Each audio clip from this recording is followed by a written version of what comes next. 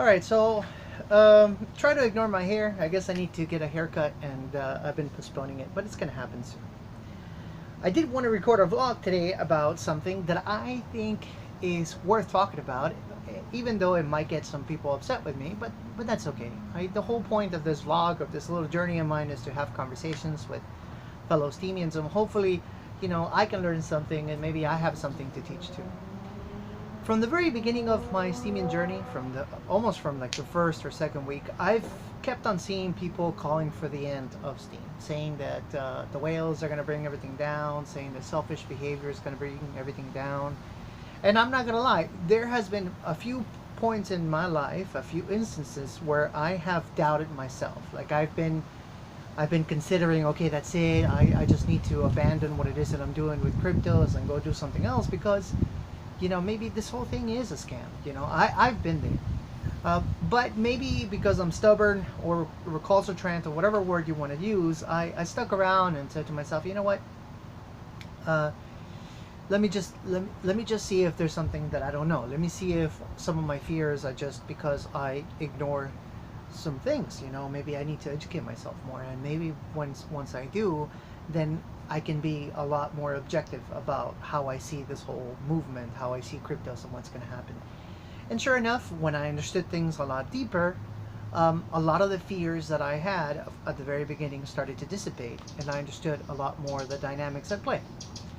And I say this because to the people that are getting frustrated, or this is, I guess, my friendly advice, is that I understand you. I was there before, and I understand the fears that you may have.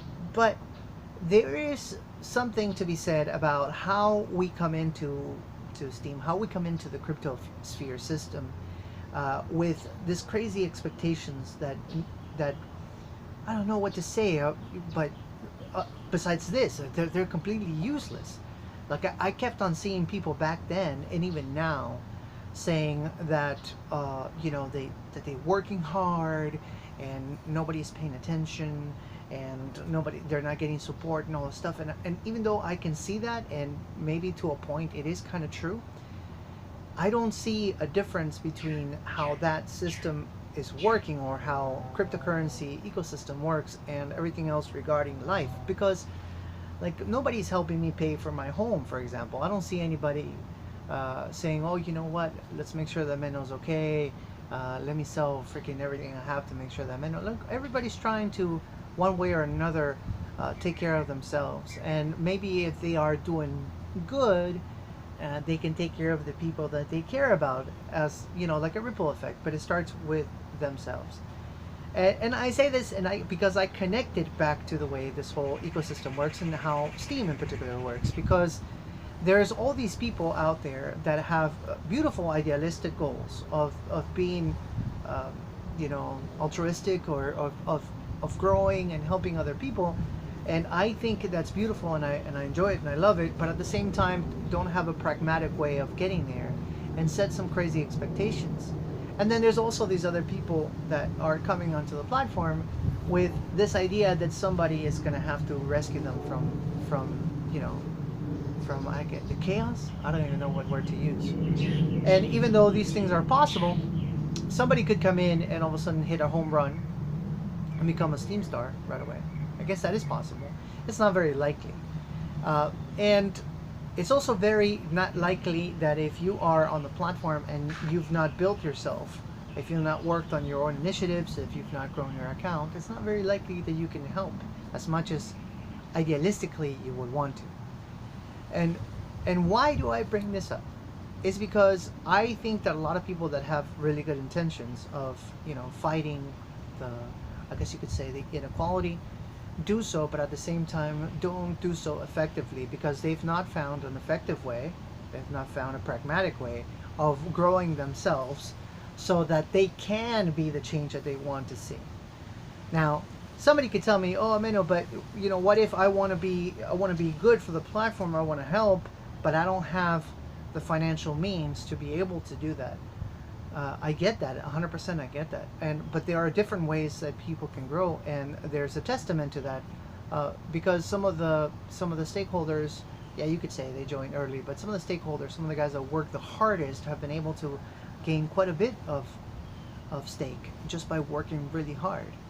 Sometimes I see the lack of consistency between the argument and what it is that they are doing. Like, I'll see somebody complaining that nobody supports them, and then when I look at their blog, they post once every other day.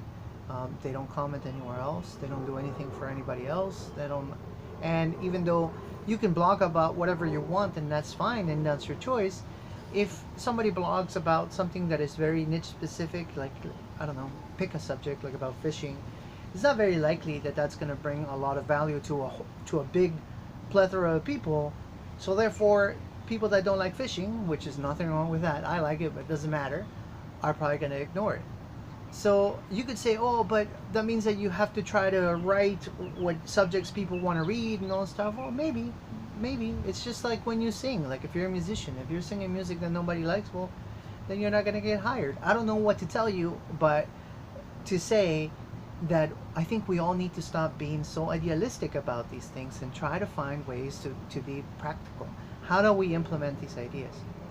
I was actually watching a video the other day about this guy, and this is one of the reasons why I wanted to talk about this, who was talking to a life coach, and he was being very emotional. I guess he used to be in the military, and he got out of the military, and then he found his calling through being somebody that can help other people. So he was struggling financially. He didn't have a way to continue the work that he was doing effectively. So he went to this life coach, and in a very passionate way just started to share himself and said, I want to be that difference in somebody's life. I want to be able to just help. I want to be that force of good. And I could relate a lot to his words, and this life coach, to my amusement, instead of saying something all pretty, saying like, oh, come on, you can do it, just believe in yourself, which is what we hear all the time, said, oh yeah, I think that's great. I think your passion is awesome, but you need to come down from the cloud, and you need to put a plan that makes sense. So for like 10 years, you got to work on yourself, and you got to be able to grow, create it, so that you have something to give.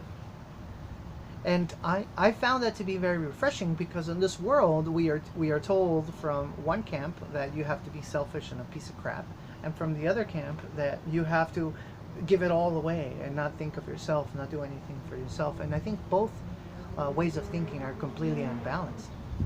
So I guess what I'm trying to say, if you want to do a lot more than complaining about how the system is rigged and about how nobody can get ahead and all this stuff, well, then you need to start by working really hard. And this is if you mean it. If you don't mean it, then forget about it. And to find a way that you can grow first, and you got to work hard. And I'm talking about hard. I'm not talking about, oh yeah, I post once a day. No, hard. You got to be creative so that you can grow, so that one day you can be that change that you want to be. Is it going to be easy? Of course not. It's never easy. Nothing that is worth a damn is ever easy. If it was easy, then it wouldn't be worth a damn. But it is realistic and it's pragmatic to think, okay, you know what? I am going to be doing this for this many months, for this many years. And once I build up to this particular size or whatever it is I'm going to do, then I am going to start doing these things. That is pragmatic. But to not do that, to just think like, oh, you know what? Here's what I'm going to do. I'm just going to complain and complain and complain. Is only to frustrate yourself. I guess you put this crazy expectation, and then when it doesn't happen, you get frustrated. Anyways, I think that's going to be it for the video. I already spoke a lot. I don't even know what to call these things that I do sometimes. It's like crypto philosophy, or philosophy with a hint of crypto. But let me know what you think. What is the right way to grow? Like, if you're somebody that wants to help other people, what should be your approach? Is it a 50-50 thing? Is it an 80-20? Is it right to think this way? Or am I completely off base? Let me know in the comments.